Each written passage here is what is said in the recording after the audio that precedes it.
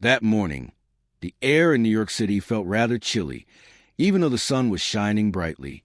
A towering skyscraper stood proudly in the heart of Manhattan's business district. Inside the building's lobby, polished marble floors gleamed under the light, and young workers hurried by, dressed in modern suits, smartphones in hand. Among the crowd, an elderly man slowly made his way to the reception desk.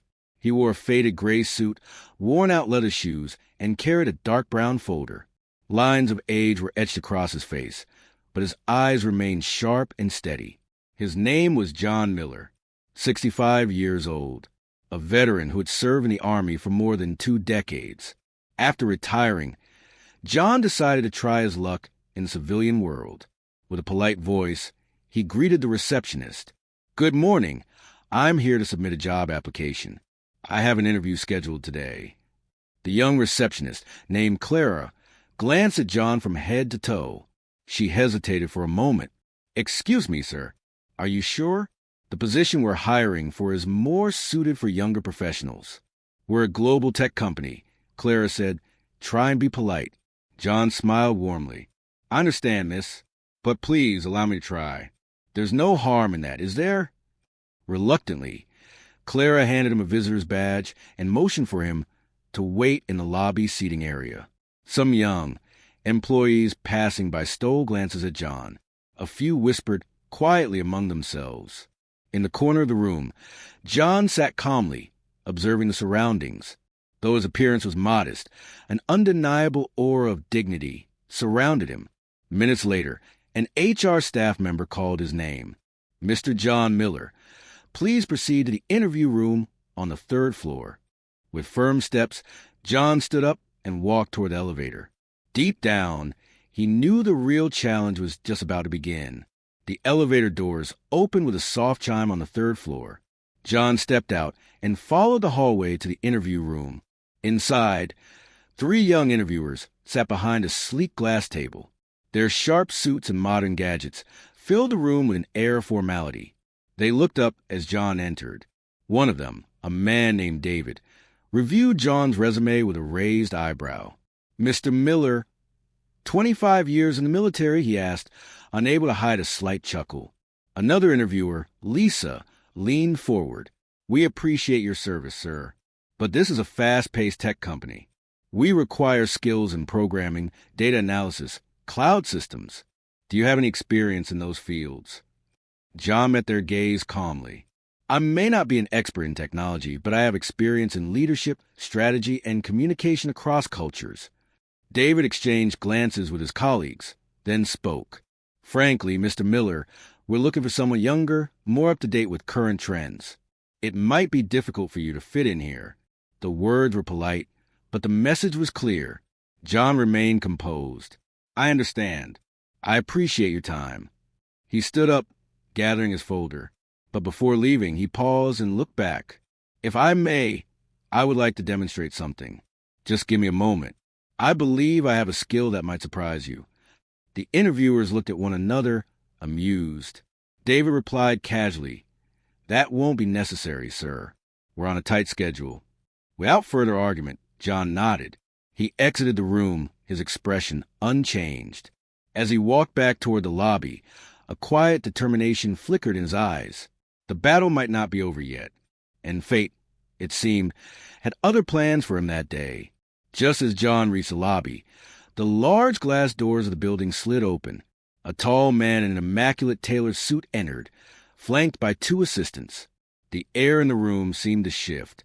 Employees quickly stood straighter, their chatter fading. Some whispered among themselves, "That's Mr. Anderson, the CEO." John paused near the reception desk, observing the man with curiosity. There was something commanding yet approachable in the CEO's presence. As Mr. Anderson passed, his gaze landed on John. He slowed his steps, noticing the elderly man with the worn suit and calm demeanor. He approached. "Good morning, sir. Are you here for business?" His tone was warm, genuine. John smiled. "Yes, I was here for an interview. Unfortunately, it seems I'm not what they're looking for." Mr. Anderson studied him thoughtfully. "A veteran, aren't you?" he asked, spotting the subtle military pin on John's lapel. That's right. John Miller, former Army officer. John replied. Mr. Anderson extended his hand. I'm Robert Anderson.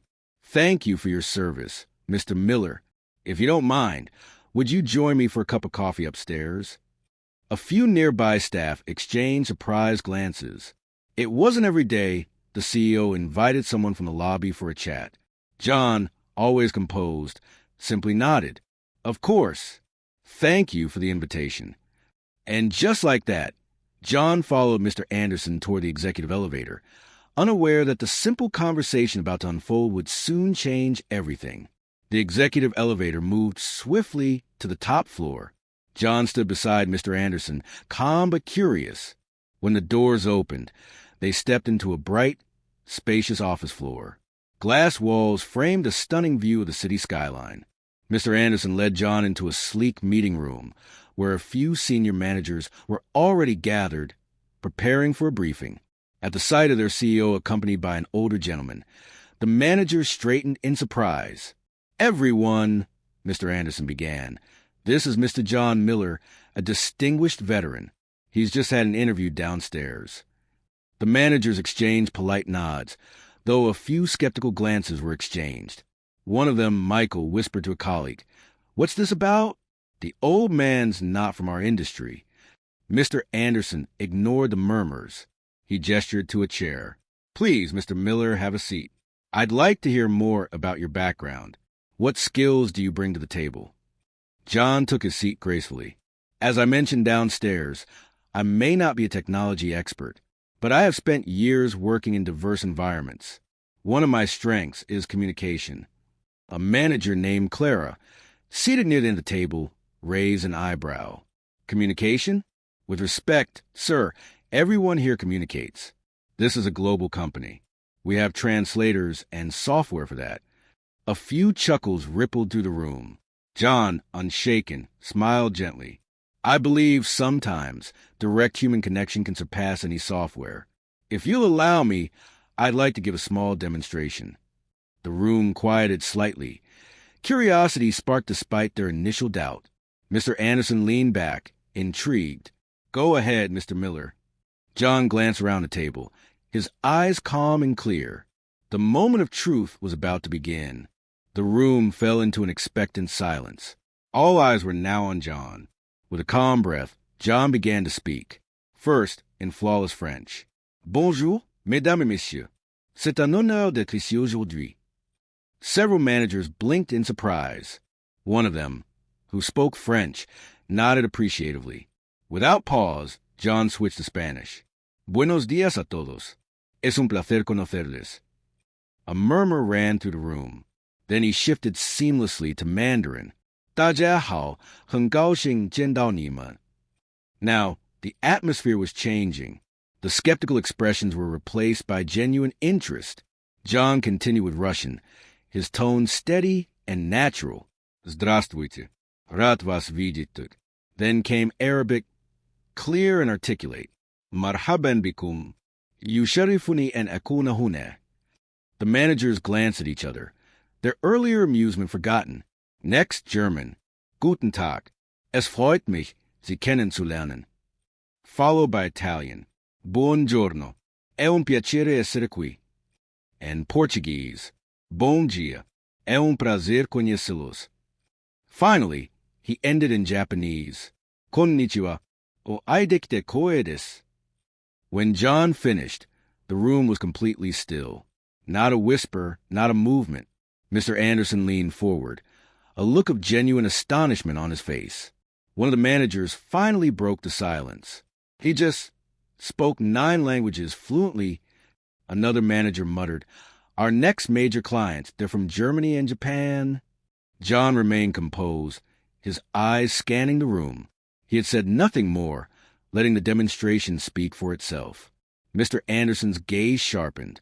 "Mr. Miller, I think we need to have a more serious discussion." The tide in the room had turned.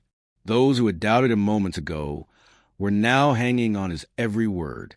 But John knew the moment was not over yet. Something even bigger was about to unfold. The room remained charged with silent tension. Mr. Anderson slowly stood, his sharp eyes scanning each manager in the room. 9 languages, he said softly, more to himself than anyone. Turning to his team, he asked, "Tell me, how many of you could have conducted next week's negotiations without an interpreter?" No one answered. Heads lowered. Some exchanged sheepish glances. Mr. Anderson walked over to John. "Mr. Miller, you said you believe in the power of direct human connection. I can now see exactly what you meant." He turned back to the room. "Our next international expansion involves Germany, Japan, the Middle East, and South America. We have struggled to find someone with both cultural understanding and linguistic fluency. Yet here sits a man who possesses exactly what we need, and more." A low murmur rippled through the managers. The very same ones who had doubted John minutes ago now looked at him with newfound respect. Michael, one of the more vocal skeptics, spoke hesitantly. "Sir, perhaps we misjudged Mr. Miller." Mr. Anderson nodded. "Indeed, Mr. Miller, I would like to formally offer you a position here." John remained calm, his voice steady. "I appreciate the offer, but I would only accept if it's based on my capabilities, not out of pity." Mr. Anderson smiled. "Rest assured, Mr. Miller, this is not charity. It's business. And from what I've just witnessed, hiring you would be one of the smartest business decisions this company could make." At that moment, the entire dynamic of the room shifted. John had arrived as an overlooked, underestimated man. Now, he was the person everyone wanted on their team, and yet the true impact of his presence in the company was only just beginning. Later that afternoon, John was invited back to the executive floor. This time, not as a guest, but as a potential new member of the company. Mr. Anderson personally led the meeting. His senior leadership team was present once again, though now their attitudes were far different. There were no skeptical glances this time, only respect and curiosity. Mr. Anderson spoke first. "Mr. Miller, after careful thought, I would like to offer you the position of head of international relations." The title caused a stir among the managers. It was a prestigious role, one that had remained unfilled for months due to the difficulty of finding the right candidate. John listened calmly. "I am honored, Mr. Anderson. But may I ask, why me?" The CEO smiled. "You have something rare, Mr. Miller. Not just the ability to speak multiple languages, but the ability to connect with people across cultures. In today's global world, that is invaluable," he continued. "And beyond that, your discipline, your calm under pressure, your years of leadership, these are qualities we need." John thought for a moment. "I accept your offer on one condition," he said. The room fell quiet again. "I want to be treated as an equal. No special treatment because of my background or age. I wish to contribute and earn my place." Mr. Anderson extended his hand. "Agreed. You will be judged on your results, just like everyone else." John shook his hand firmly. The deal was done. But no one in that room could have predicted just how much John's presence would soon transform the company. His first day on the job would surprise them all.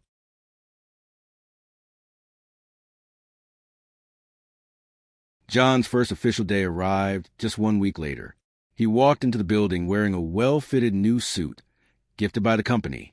His worn leather shoes had been replaced with polished ones, but his calm and humble demeanor remained unchanged. Word had already spread throughout the office. Employees whispered as he passed. "That's the veteran who speaks 9 languages." Meanwhile, Mr. Anderson had arranged an important client meeting for that very morning. Representatives from Germany and Japan, 2 of the company's largest potential partners, had flown in. The previous plan was to rely on interpreters and scripted presentations. But now, with John on board, the CEO had a different idea. As the client arrived, the boardroom filled with tension. This was a high-stakes deal that could shape the company's future. John entered the room with Mr. Anderson. The German and Japanese delegates looked up, somewhat surprised to see an older gentleman at the table.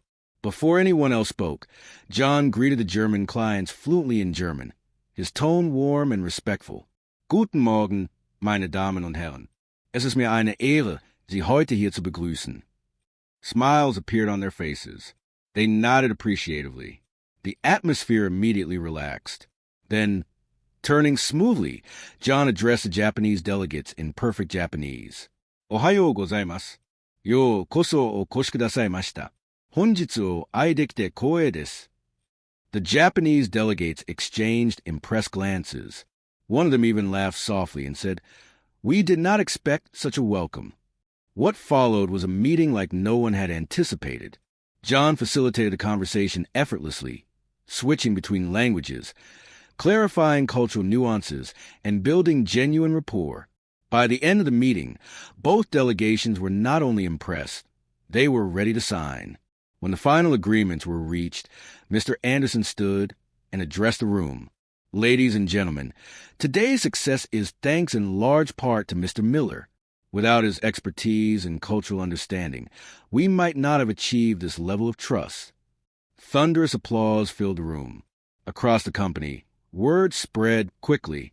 The veteran who had once been dismissed in an interview was now the key figure in closing one of the year's most important deals.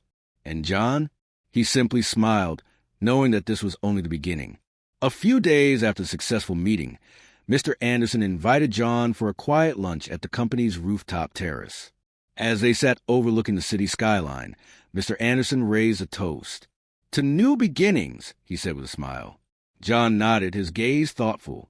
"Thank you, Mr. Anderson. But more than that, I hope this serves as a reminder for all of us." Mr. Anderson tilted his head. "A reminder?" John smiled softly. "Never judge a person by their appearance, their age, or their background. Every individual carries unseen skills, shaped by their own journey. Sometimes the most valuable talents are found where you least expect them." Mr. Anderson leaned back, considering those words carefully. "I couldn't agree more." That afternoon, a new company-wide message went out from the CEO's office. It read, "In this ever-changing world, we must remain open-minded. We must value wisdom as much as innovation, experience as much as youth. Let us build a culture where every voice, from every background, is heard and appreciated." For many employees, the story of John Miller became an inspiring lesson, whispered in hallways, shared over coffee breaks. And for John himself, this new chapter was not about proving his worth. It was about reminding the world that dignity, resilience, and true skill are timeless. Sometimes, it takes just one moment to change everything.